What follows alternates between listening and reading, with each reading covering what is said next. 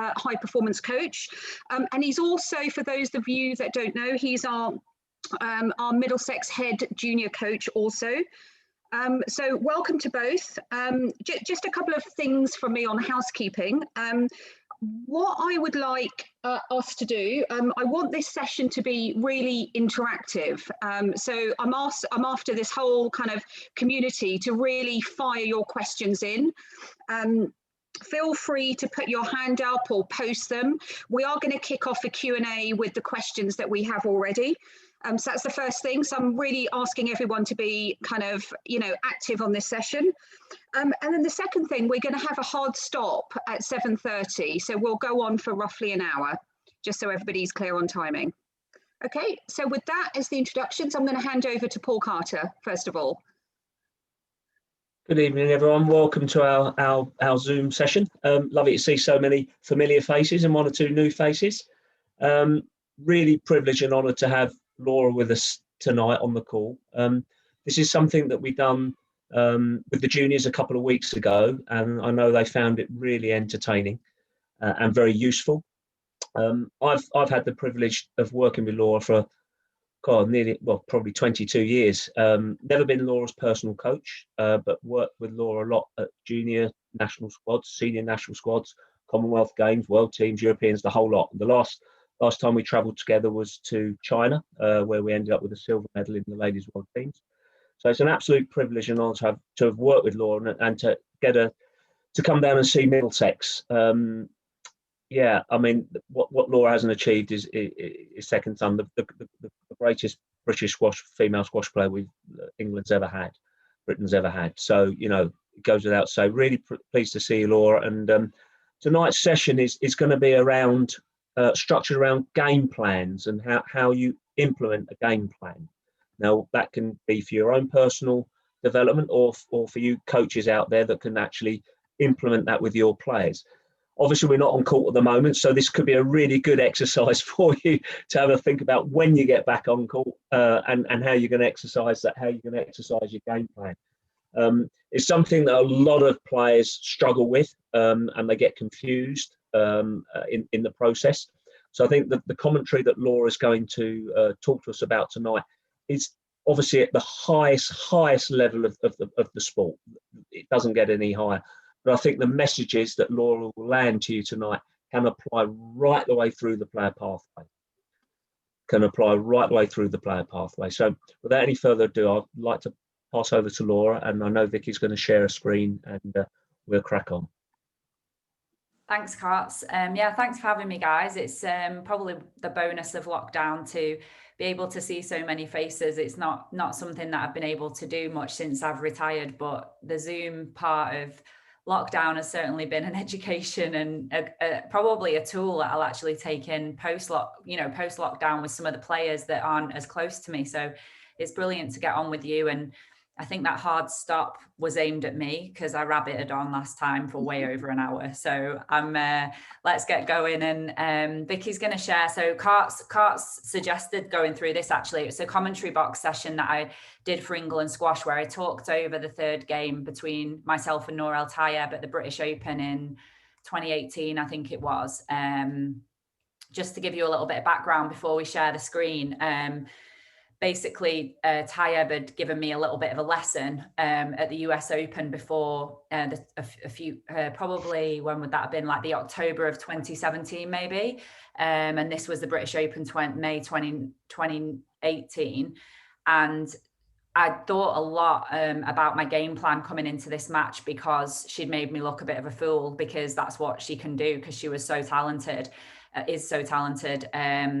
So I think the message that I'm trying to get across probably just from the start is my attention to detail, which has always been something I've been good at. But we really focused on an in-depth game plan here for this match. And I think it's important to say the reasons behind that was because I'd been given a little bit of a lesson. Tayeb's nickname is like the Black Widow, but she was also toying around with being called the Peacock, because when she gets on a roll, she starts that peacocking of like head up, shoulders back. And the more into a match and confidence she gets, the harder she is to stop. And, you know, between me and you, it's it's so annoying to play against, not because it's hard, but because she's annoying. And then you have to deal with all these emotions in your head as well, which I'm sure you guys have all dealt with when you play someone you don't particularly like, or they've got a style of play you don't enjoy, or you just think they're being cocky, full stop. So I was dealing with all of that and really trying to get to grips with that not happening again. And I think that actually helped me perform on this day, because I had that memory so fresh in my mind. So just to set the scene a little bit, and if we can share the screen, I think I talk a little bit about that in the first few rallies anyway, and we'll pause the video as we go on.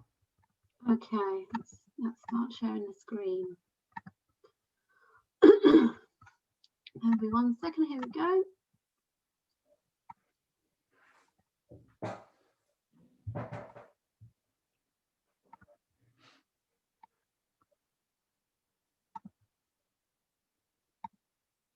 It's that awkward silence, isn't it?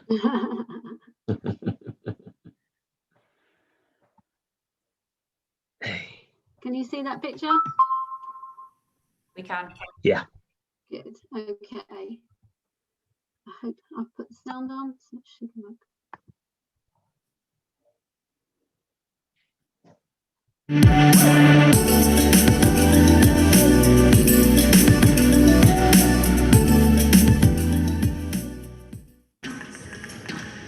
So just as I come back on court for the third game of the match against Nour El Tayeb in the British Open, 2-0 up with the first game being quite ahead and then just sneaking it 11-9, and the second game being quite far behind, I think 7-2, and winning it 11-9 as well. So feeling quite good, I think, mentally at the start of this third game.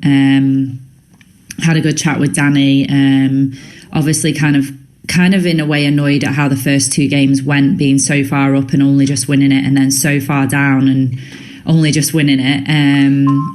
Totally different. And, you know, he just basically said to me, you know, stick to the game plan. We had a game plan to try and frustrate Nour in this match, keep the angles down, keep the ball tight on the wall and get in front and volley. And it really, really was as simple as that. And I played well on this day, and I don't think Nour was at her best, but sometimes it's always hard to tell whether someone's not at their best because of the tactical plan that you're employing. And yeah, so as we start this third game now, I'm obviously just levelled back at 2-2 here, and as you'll see that as it goes on, I'm really trying to kind of nullify her almost with a mindset of popping the ball around the court a little bit, just putting the ball in really good areas, putting the ball into corners, using lots of height, trying to keep her from getting a grip of kind of any sort of momentum and any sort of shot play. And you can see there I'm using quite a lot of height where I can. The ball's going up towards the alarm sign wherever I'm in any sort of trouble, and you can see that when I didn't do it, how dangerous. Is everybody's picture a bit jumpy, or can you all see it okay? Is it just mine? What? No, mine's a bit jaunting, yeah, but it's okay. Yeah. Okay. I just wanted to check because mine's really jumpy. So kind of what I was saying. Did you when you did the screen share? Can you do like optimize screen share, or did you do that? Yeah. You did do that. Okay, that's fine. Maybe it's just my internet. So I just thought, well, we'll stop there and just talk a little bit about the game plan that I was installing in this match. And that was, as I said, trying to stop Tayeb get that peacock in and that confidence. It was about really keeping the ball straight and tight, about looking to get in front and really simply volley the ball and keep her playing from positions that were really, really difficult in the court with the mindset of trying to get her to force something, basically. And so I think like when you talk about employing a game plan, sometimes it doesn't really have to be that complicated. It's sometimes about like just simply keeping the ball on the side wall and fading the ball into the back a little bit, getting on the volley and trying to move them short and long. And that with Tayeb was so effective because she wants to be able to slide into balls and potentially dive, throw the leg out to the side. And when you play straight, she's frustrated into doing not a lot off those balls. And I think, like, when Karts and I spoke about this video, we talked about it's not necessarily how, where you put the ball, it's how you put the ball there. So thinking about that fade into the back, it's not always about just get the ball in the back corner, because we all know that if you overhit a ball in the back corner, it sits up off the back wall and someone can hit down on it, they can whip in a post, they can smack it quite hard. So sometimes it's, when I talk about popping the ball around, it's about putting the ball into areas with fade and shape on it. So it might be hit fairly softly and fairly high, but it's faded into the sidewall at an angle that means that just as she's wanting to play it, the ball's hitting the sidewall. And that's a very different length to, let's call it, like, if anyone's seen Nouran Gohar play, who's just like a bullet straight down the wall, or, you know, something like that. So I just thought it was interesting to say sometimes it's the type of length. Something you always say, Laura, and I know that you work on, is you always say you use the strings to shape the path of the ball. And I think that's quite a hard thing to grasp. But what you're saying there is, as you're using the strings to get that fade into the sidewall, you're actually making the court, and it's a silly thing to say, but you're making the court longer for your opponent. You know, the average club player hits the ball to the back, and like you say, if they haven't hit it with the right weight, then it bounces off the back wall, and actually the court becomes short. So the movement they're putting their opponent under is much easier. So, you know, that feeling of using the strings, get a little bit of spin, a little bit of slice on the ball, which obviously. Yeah, absolutely. And you know, one thing that just reminded me there, what you said was, and you must have heard DP say this over the years, Karts, about, so with the ball being a soft rubber ball, if you bludgeon the ball like flat with the string and you just go bang and you hit a flat face and you hit that ball, when that ball hits the front wall, the air gets completely squashed out of the ball. And therefore, when that ball comes off the front wall, it sort of had all of its momentum taken out. So sometimes you can almost play a hard hitter. The ball actually doesn't go a lot anywhere. And DP used to say to me, when you really get them strings on it and what you do is when the ball hits the front wall, it keeps the air in the ball. So it hits the front wall and it has this energy that comes off the front wall. And I think as a coach or as a club player, thinking about trying to keep the air in the ball and not just bludgeoning it to death, like, so the ball's soft for a reason. You don't want to squash it down. That's where the squash comes from. It's about keeping the air in the ball and letting it spring off. And when you get that right, it's probably a really in detail technical thing, but I'd be interested to see if you guys can see that next time you're watching some squash. You'll see people go, oh yeah, I can volley that, and then it's gone. And it surprises them. And that's what you get when, especially if like a high lift or something like that, it's like, oh yeah, I can get that. And it pings off a little bit quicker than you're expecting. And that's when you can wrap them up in the back, what Karts is talking about. So you're using the strings and the fade to get the ball doing different things, which, you know, sometimes when just understanding that can really help you do it, I think, if that's not just a bit too complicated. But right, Vicky. She is. So yeah, 3-3. I guess my mindset is really just thinking, kind of stay on the volley, and if I can't volley, take the ball as early as I can. As you can see there, just cutting the ball off and volleying using good height, and putting the ball back into good areas. That was a good volley. It's about using all of my technical kind of ability to just pop the ball down the wall with good shape on the ball, if that makes sense. So it's not kind of just drilled like an arrow down the wall, but faded into the wall. And just as she wants to kind of hit it, it's hitting the side wall at the back and making her go for something a bit wild there on that cross-court nick that she missed. Yeah, Shabini hit a shot, coach. Yeah. Very uncharacteristic. I don't think I've ever seen her hit the service line with a cross-court volley nick. See her hit the tin, but... think they're just at the back corner, just really looking to kind of take the ball early. It really doesn't look like much when you just watch him, but there's 2 balls there that either could have been let to come off the back wall or let bounce, and it obviously again was another shot that just ran into the side wall, and she's kind of probably panicking a little bit at this point, 2-0, 5-3 down from Tayyeb's point of view, and not really looking like she knows too much what's going on. And I would have been told off for that cross-court drop off Danny, because the game plan is to not let her throw that leg and kind of windmill it off, and it just shows when you do open up the court how she can just get the ball back like she did, and then it was the straight drop that won the rally, and that's what. So yeah, just interesting to sort of pick up on that comment, and something Karts and I were talking about, before we came on, about that cross-court flick of mine, and particularly the forehand boast, are my 2 favorite shots, and I get a lot of real winners from those shots.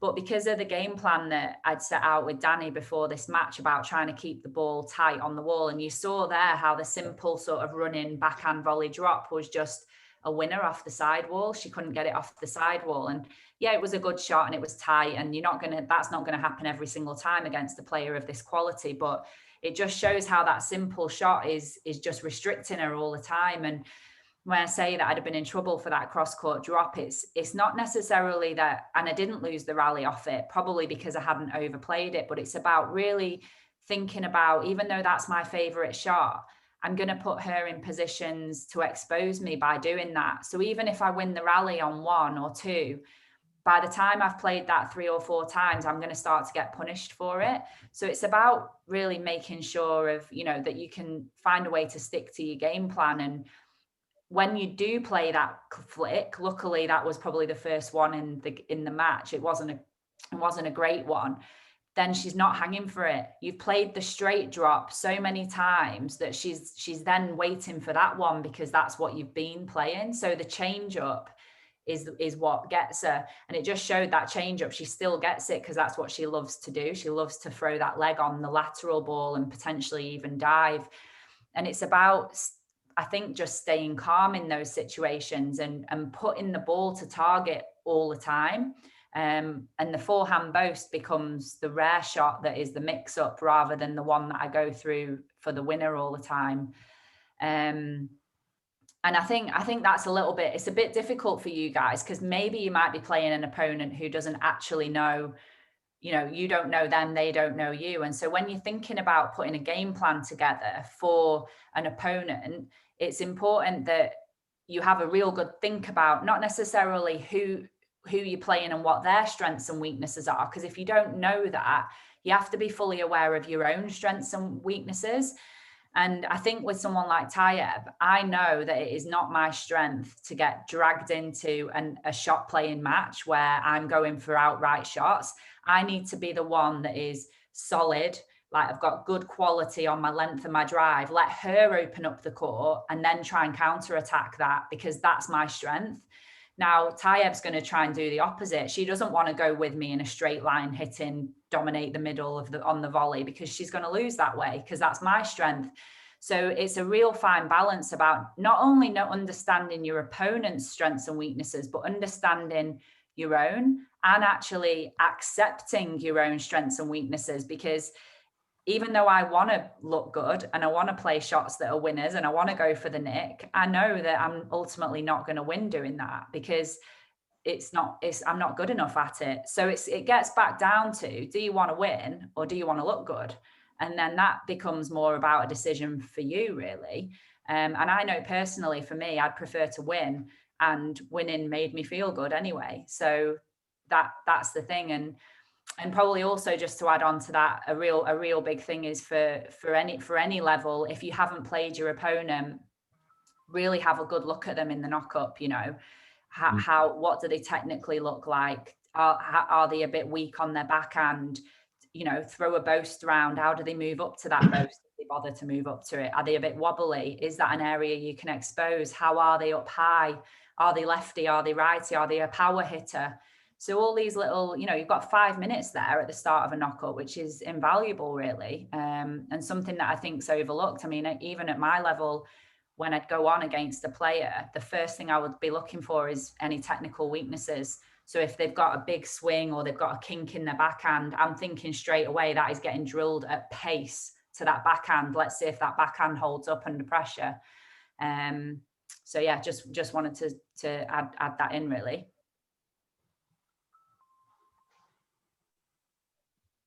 Was so important to remember. I kept having to remind myself all the time, play straight, use the front two corners, don't play my flick, which I love to play so much, but Noor's so good at just reading those flicks and throwing the leg and the racket out.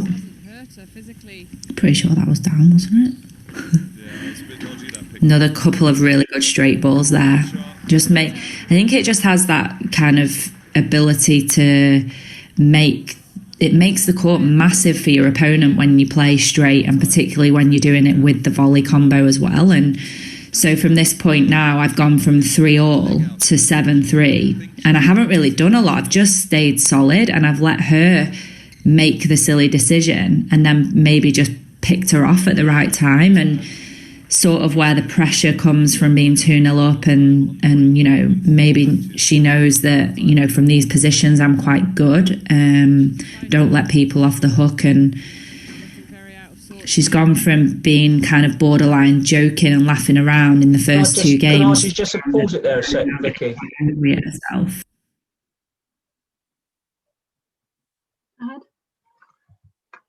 Thanks. Yeah, look, I think that what Laura's talking about there is really important. I think we're all guilty of it. I know I certainly was. You've got that lead. You've got a 5-1, 6-3, whatever it might be, and Laura's stuck to a game plan. She's sticking to a game plan. I think the tendency for a lot of players is to get a bit of a lead.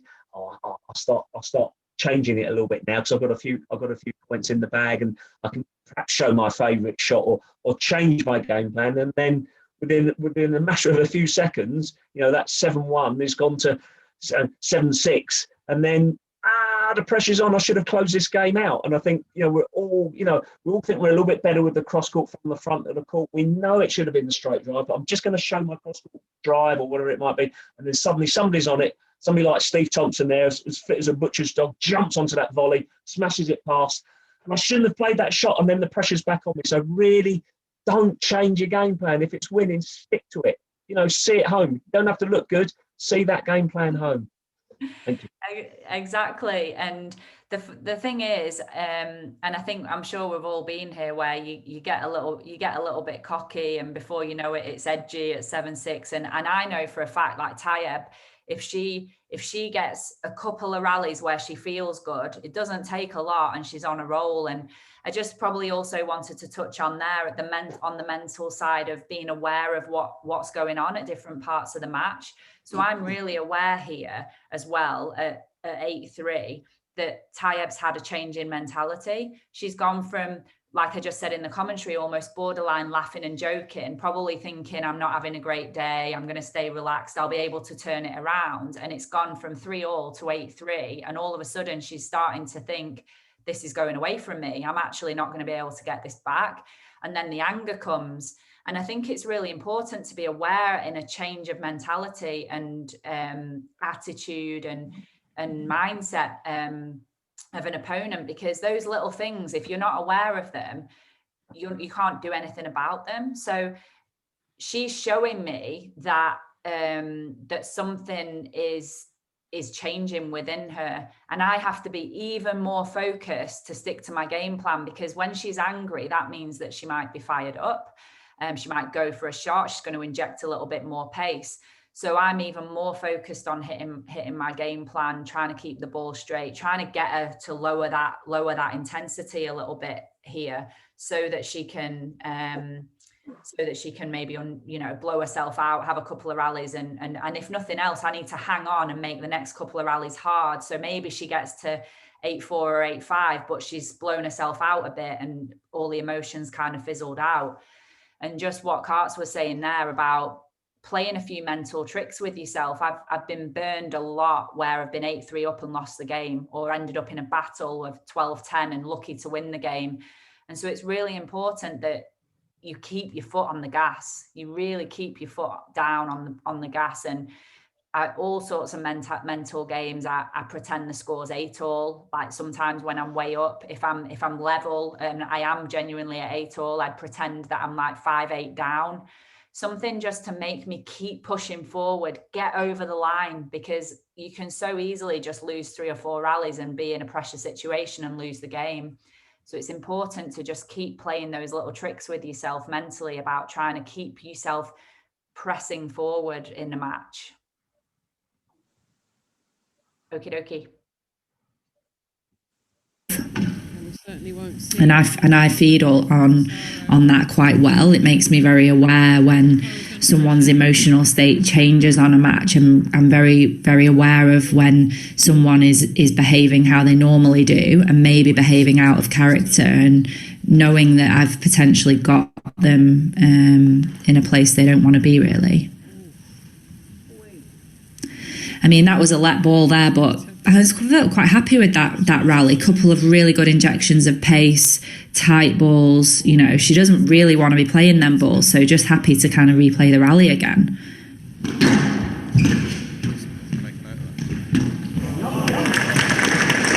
It just shows like her, you know, how good she is around the middle when you just leave it at the front. Very astute with when to use the reviews as well, Massaro.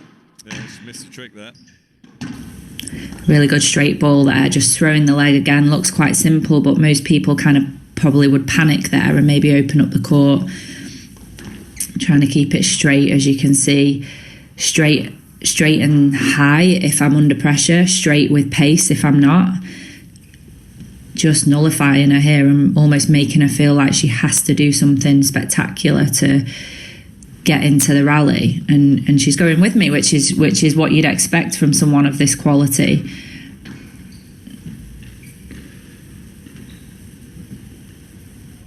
Playing straight well, and you know, it's a tough rally this. She's got a lot of balls back, and I think I've done quite a good job of staying straight there, hunting that ball down and not thinking about coming to the back of the court, and then the straight volley is the shot that wins it.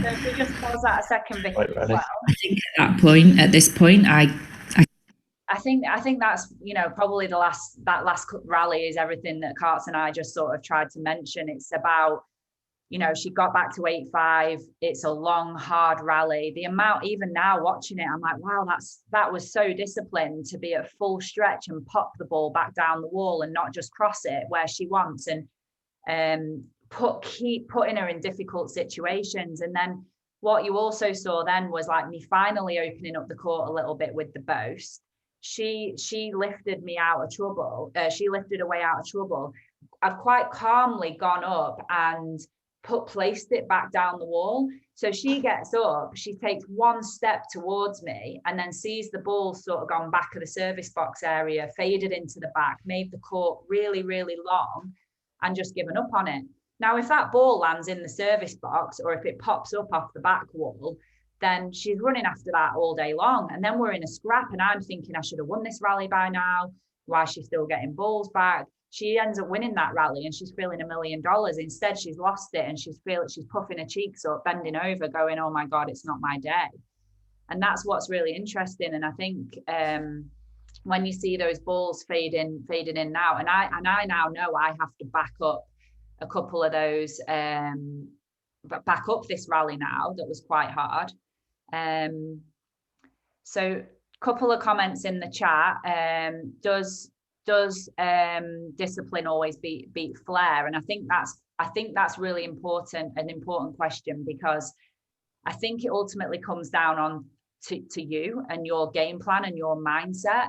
So for me, discipline beats flair, because I can't take on flair because I'm not a flair player and I don't have that sort of talent or that sort of game. My talent, if I'm allowed to call it a talent, is being able to stick to a game plan and be extremely disciplined. And that crosses over into my training and into my mindset and into my mentality. My training, my talent is being able to commit to what I said I'd do long after the mood I said it in has left me. That's the phrase that I absolutely love. And And that seems a very simple thing, but it isn't something that a lot of people can do. They can't commit day in, day out, week in, week out, year in, year out. It just doesn't happen. And so that's why I didn't win a British Open until I was 29, because it took me a long time. So for me, discipline always beats flair. But if you're Tayeb, I'm sure she'd have a very different answer to that. But I think it's always for everybody, no matter how far you are towards discipline or how far you are towards flair, there's always got to be at the highest level anyway, a real middle ground. You have to, for me, as a disciplined player, my biggest, and Karts will agree with me on this, my biggest improvements came when I had to take on the front of the court. I can't win a match by hitting to the back of the court all the time. It was the hardest thing for me to take on the Egyptians and be positive. And I'm sure that they're like someone like Raneem, she said to me before, like, I have to have an element of discipline with you, and I have to work my opportunities, because if I open up the court, I'm a brilliant counter puncher. Yeah, but Laura, I think your ability to execute a plan questions people. If you keep it straight, you keep it tight. So the flair players, now you're asking them a question. If you've got two flair players going at it, they can go at it and one will prevail. But your simplistic approach, and it is a simple approach. You've mentioned using height, and I think this is something that a lot of amateur players do not see and do not use. I've been on a lot of these commentaries with Nick and James, or seen their commentaries. The amount of balls that they hit high to give themselves time to get them focused and get them into their game plan. Yes, the game is fast. We know it's become far more attacking and more explosive. You couldn't play more of an explosive player than Tayeb, could you? I mean, she's so explosive. But your height is giving you time, and then you ask her the question. Yeah. And definitely, yeah. And Tawanda, I'm on here as a guest. You can't be saying I've put in a naughty movement there. At the end of the day, I mean, people have said that to me a few times, obviously, over my career. I was taught to play on the end of my range, and people didn't like, with Nicole, for example, when I knew I was playing my best was when she was running underneath my follow through, because I take my space in a volley way, in a playing on the edge of my circle way, not in a blocking way. And I think you can see from Tayeb's reaction at the end of that rally, there's no issue there. Like, there's at pro level, and the men are far worse. At pro level, if you can't take a few knocks and bumps, then you shouldn't be playing top class sport, because it happens in every sport, in the men and the women. So if that's naughty, then no, that was a little bit of a joke there. But I always tell my junior players to say, don't be too polite. In other words, don't try and get out of the way too much, because you lose aggression on the court. So, which is not a. I think it's really important. I'm trying to work with it on with my players. It's like what you're trying to do is take the tee back out. You're trying to get to a position where you hit your shot and you take your tee out in the same way. Because the last thing as a movement you want to do is get stuck in that lunge position. You want to be moving off the ball as you're coming in. And Peter Nicol was unbelievable. It was one of the best things I ever heard him say. I'm thinking about getting off the shot as I'm playing my shot. And it's brilliant, really, about how you can actually start to think about that as like your movement as an elastic band. Like someone said to me today, actually, if you've got a spring, the wider you spread that spring, the faster it pops back. And that's a brilliant way to think about movement, I think.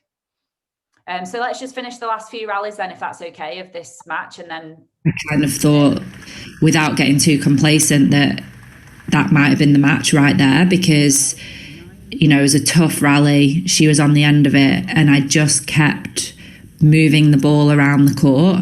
And she'd done a lot of work there, so she's probably going to shoot in this next rally and try and get something crazy. And I did well to pick her off.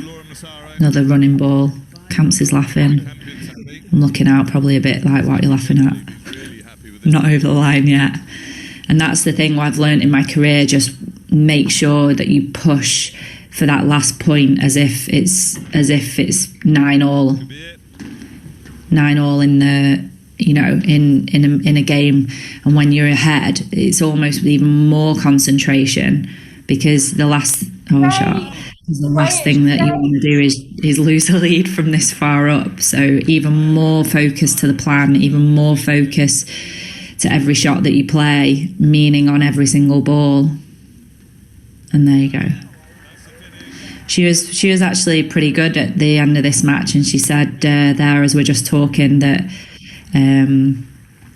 I got the better of her today and that my game plan was too good, and maybe she realised how much I was restricting her play and her flamboyancy and the way that she likes to play the game. But Danny and I really set out with this match with a really, really clear but very, very simple game plan. And, you know, that's probably one of my proudest matches in terms of actually sticking to the simplicity of the game plan. And that set me up with a match against Noelle Shabini.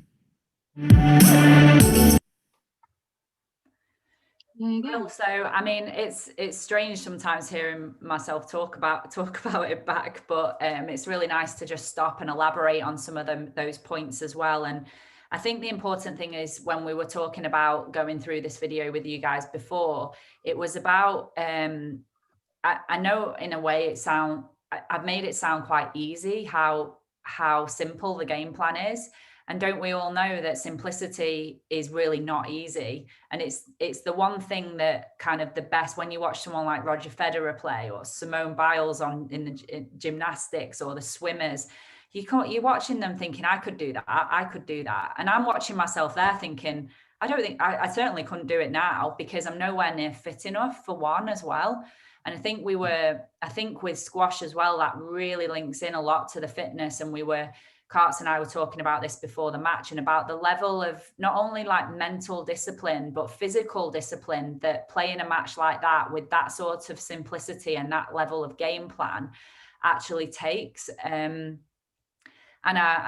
you know, really funny story about working on that mentality, because for a long time, not being able to beat someone like Nicole David, I was constantly thinking I had some sort of weird mental block against her, like, oh, I couldn't get, you know, she was just really tough to play, and she'd beaten me so many times, and it was all mental why I couldn't beat her. And I actually worked with a psychologist for a while, and he came and watched me on a replay match after I'd played her in Malaysia or something. And at the end of the session, he just said to me, you haven't got a mental problem, you've got a physical problem. And I didn't want to hear that at the time. In fact, I absolutely hated it, because I pride myself on being physical. But at the time, when I was about 20, I was probably about 26 at the time, he was absolutely right. And I think what I mean by that is, when you get tired, your legs go, your lungs are hurting, whatever part of your body it is, it's normally screaming in a little bit of pain. And as soon as your attention goes to that part of the body, your attention's gone from your game plan. And so I can't sort of emphasize enough about how the physicality links in with the mentality. To be able to stick to a game plan over and over again, rally after rally, you have to have so much mental focus for that. And everyone thinks that it's just about mental focus, but it isn't. It's about the ability to keep the mental focus by not having the distraction of how tired you are physically. And that's another thing that really just linked in well there, because I think I just held up and was really tough at those key moments against her, and that enabled me to come through and stick to the plan mentally. And anything else to add, Karts, do you reckon? No, I think you landed that spot on. I think, you know, to develop a level of fitness that enables you to execute your game plan. I think at the start of it, you said about knowing what your strengths are. So if your strength, Martin, Chippy, is taking the ball in short on the forehand volley, which I know you're very good at, you know, you've got to get the ball there, because if the ball's not there, then you're never going to have your strength. So, you know, you've got to put the ball into a part of the court that you force your opponent to do that. And I think, you know, if you can keep the game as simple as you can and put the ball into certain areas of the court, restricting what your opponent's options are, that gives you the upper hand. You know, that spring analogy, back to the tee, cover the tee. The game is won across the middle of the court. The game's not won from the back of the court. Now, if we were to generalize the club player in general, you know, the ability to take the ball in short is difficult. To take the ball in straight short is even harder. But the front of the court is where you're going to get a lot of reward. So develop the skill, develop the movement patterns, and allows you to do that. The game will open up for you. But we see a lot of club players, very rarely hit the ball above the service line unless it's the serve, and it's bludgeon, bludgeon, bludgeon, bludgeon, bludgeon, bludgeon, bludgeon, and then somebody makes an error or somebody hits a winner. But I think the use of height, using height on the front ball, Pambos, we've got great courts at Coolhurst, upstairs particularly, we can get a lot of height, and that gives you time. Yeah. Keep it simple. And I've written that down. I've done this video with Laura a good few times now, and Laura's just said, keep it simple. It doesn't need to be complicated. Yeah. It really doesn't. When Cart says about simplicity, for me, simplicity and calmness go hand in hand. When you're hitting the ball at cut line height and below, and it's all fast, your body and mind instinctively also goes fast and frantic. So by using a little bit of height, by using a few chip balls, by what you're effectively doing is you're not giving yourself like a bit of respite physically, you're also giving yourself a little bit of respite mentally. You can't be expected to play a nice, calm, simple drop shot at the front, knowing that your opponent's pinned in the back corner, if your brain is wired into bang, bang, bang, bang, fast, fast, fast, fast, smack, smack, smack, smack. Like, it has to be calm. So when your opponent's in the back, you've got the mental space and vision to clock that they're in the back. You're aware that they're in the back, and the simple shot is just a little drop to the front.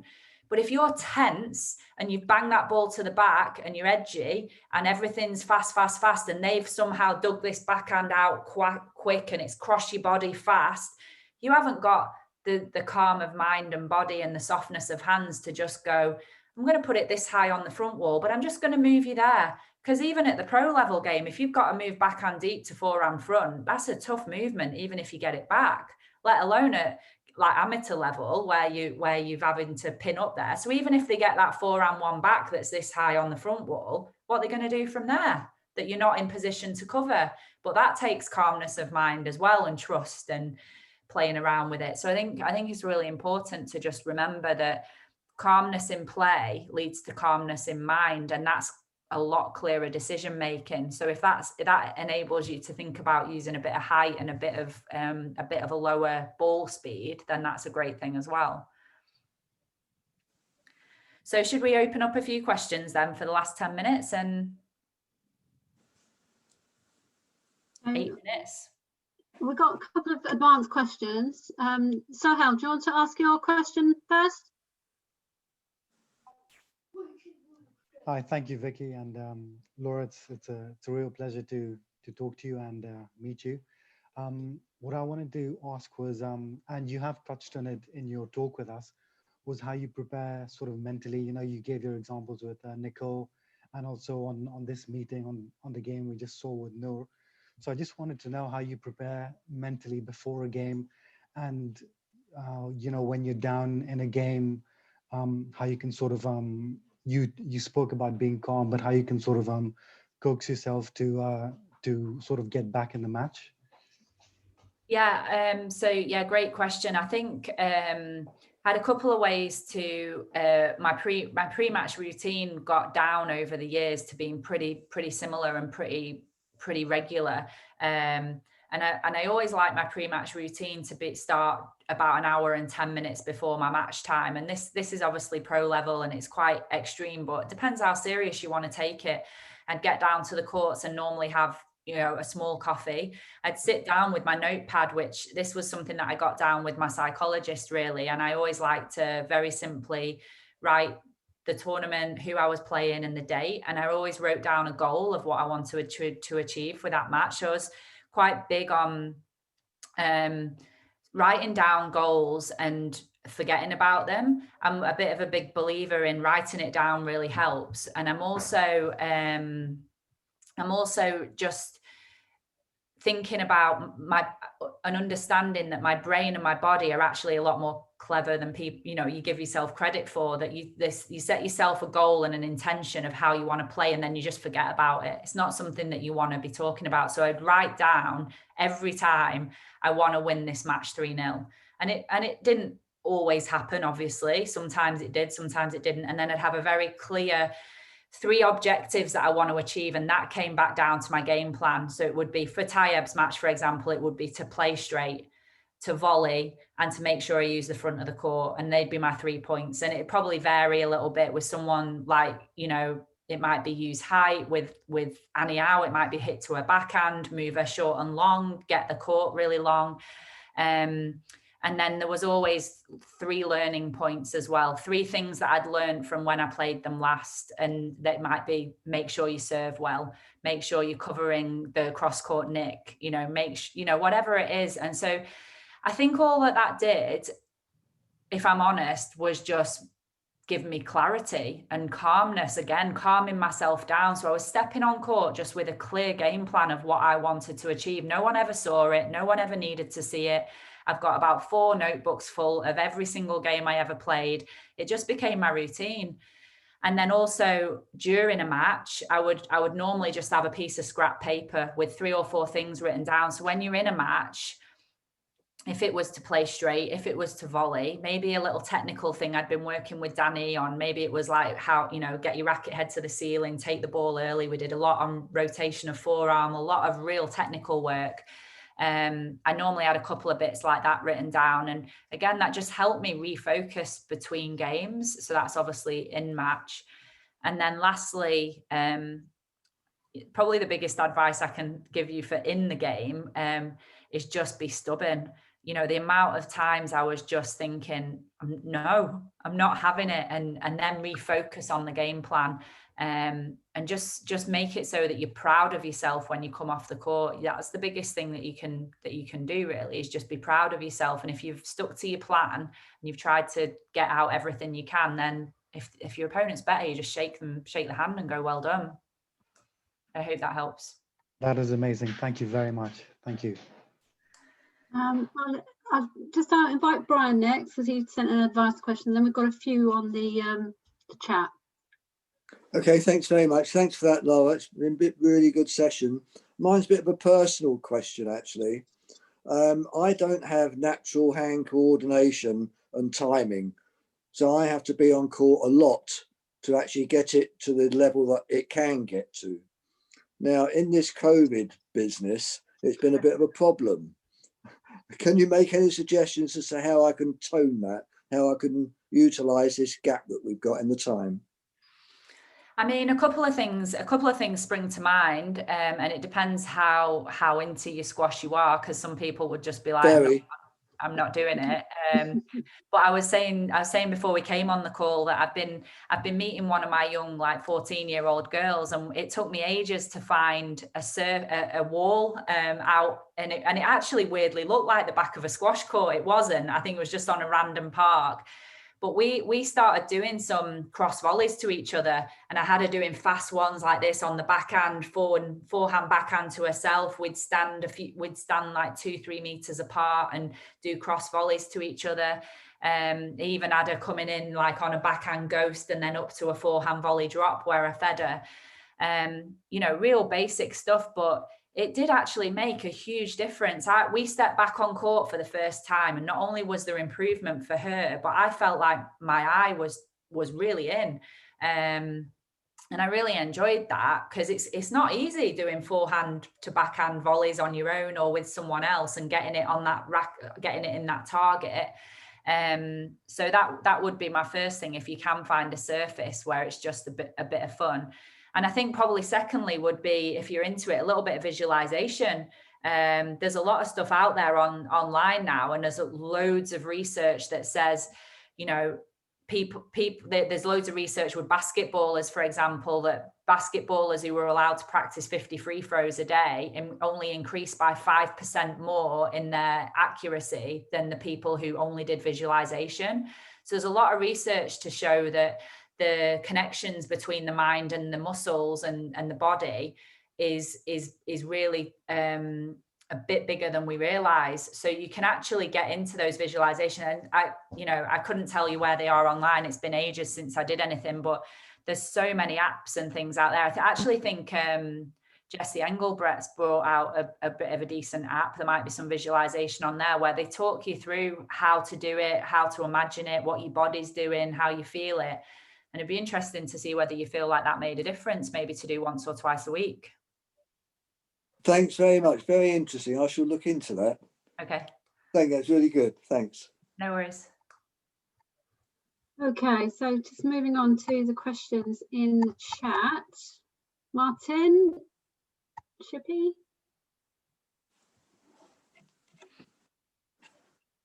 Martin, are you there? Audio, are you need to unmute Martin? Can't hear you, Martin. Can you hear me now? Yeah. Good. Yes, Okay. I typed the question out. Just going back to the you have a physical problem situation rather than a mental one. How did you address that, and how long did it take? Yeah, great question. I mean, it was just basically make my training harder, do longer ghosting sessions, also do faster ghosting sessions. I started in getting a little bit of track work in there. I think it was basically something that made me question myself mentally. And that's as simple as it comes down to, because there was a point on court with Nicole where I was getting to a point where I would be there and it just got too hard. And it just became like, I'm in pain. It's too hard. Go for an out shot. She'd counter attack and the rally was over. And that happened at crucial times. You lose the game, you lose the match. So it was training where I had to question myself and I had to get over some mental hurdles. And for me personally, that was always court sprints, track work. It was always, and this is personal because not everyone has the same weaknesses, but it was always the measurable stuff, the stuff where I had to hit a number. So I had to hit my 21 court sprints in a minute and I had to have 45 seconds rest and I had to do it again and again and again. And I remember Nick Taylor setting me a session where I had to do 30 sets of 20 court sprints. And I was just dreading it, absolutely dreading it before I started. But the mental strength that gives you when you step on a court is like you get into a position at 6-all or 7-all against Nicole and you're tired and a thought pops in your head, I'm tired, but I'm not as tired as when I did that. And that's when you can then push on from there. But when you don't have that memory and you don't have that training, and that's where I think that saying comes from, is the training should always be harder than a match. Doesn't mean the matches are going to be easy, but it means that you've been there in your training. And I think that's what's most important.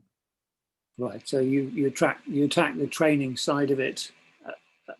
And did it help? The mental side of it, I attacked by doing my mental training, by doing my physical training. Yeah.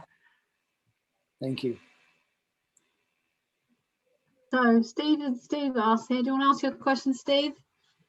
Yeah, sure. Sorry, this is a question from a friend, much shorter and perhaps less interesting from a game plan perspective. But it's are you still training like a pro, or does that fall by the wayside when you retire? Oh my God, no. Yeah, I'm not training like a pro. I did that for 15, 20 years.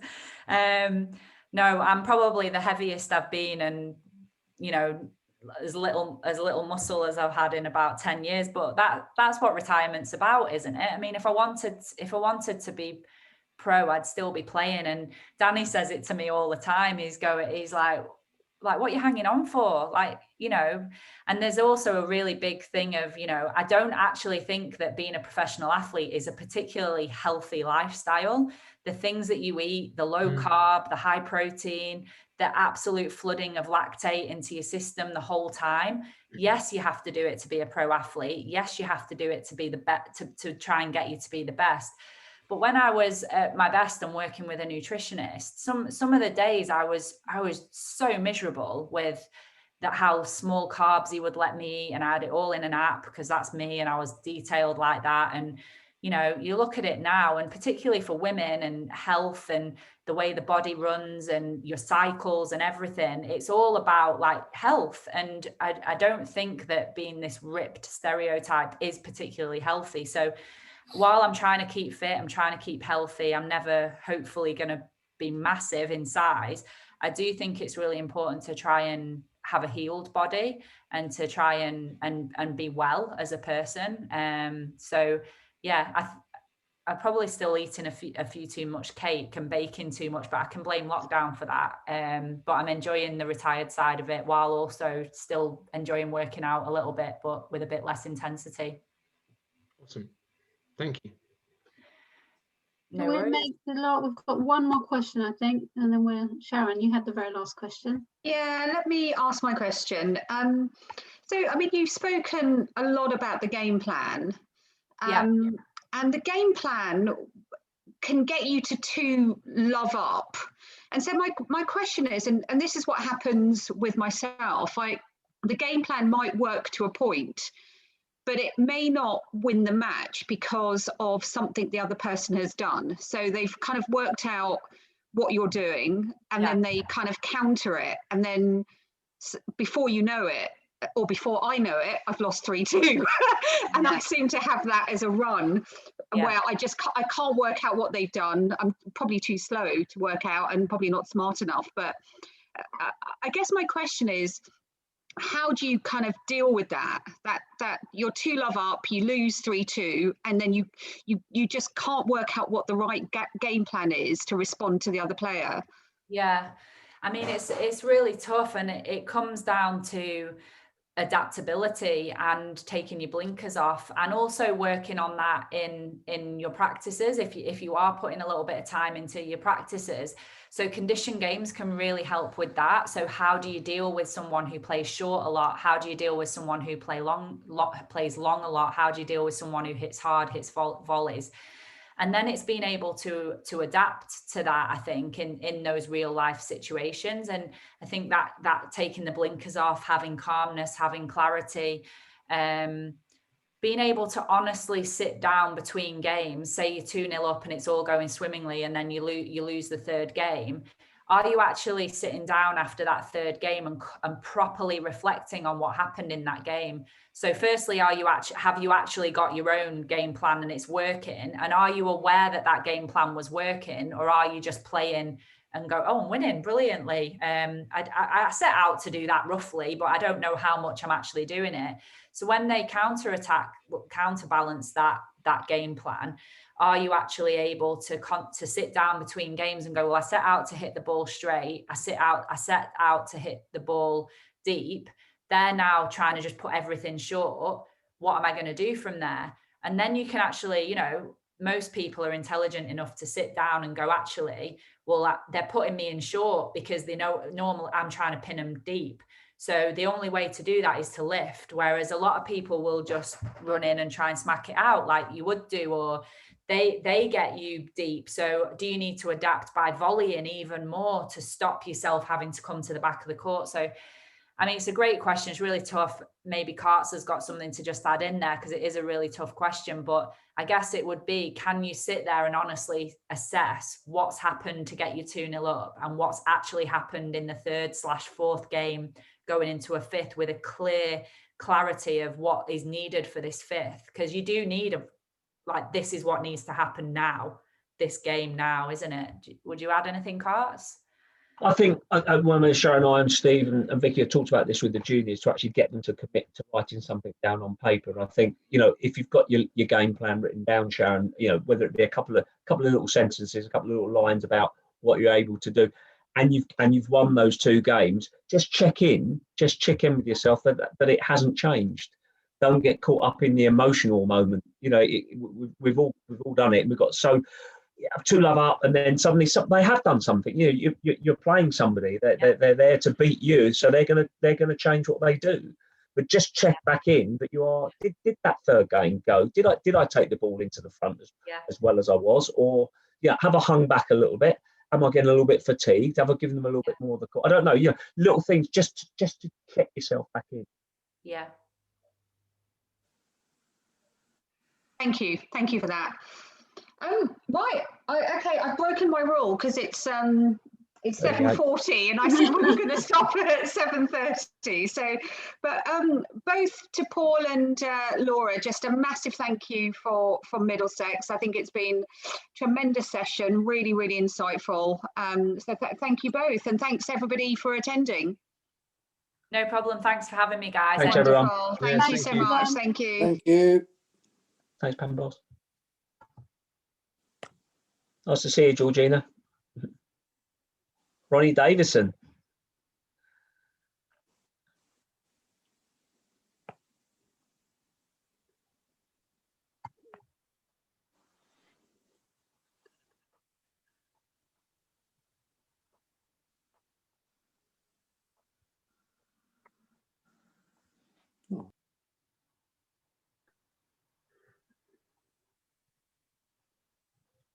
It was great, that, guys. Yeah, sorry, you. like the time does flies, doesn't it? Just goes. But I did better. 8 minutes. No, that's brilliant. Absolutely spot on. Spot on. Be interesting to see what feedback we get, Vicky. Yeah. I think there's definitely a follow-on for that, isn't there? Yes, indeed. Sorry, I was just trying to get everyone out. Yeah. I thought. Did anyone notice that Diana Corbett was on the call?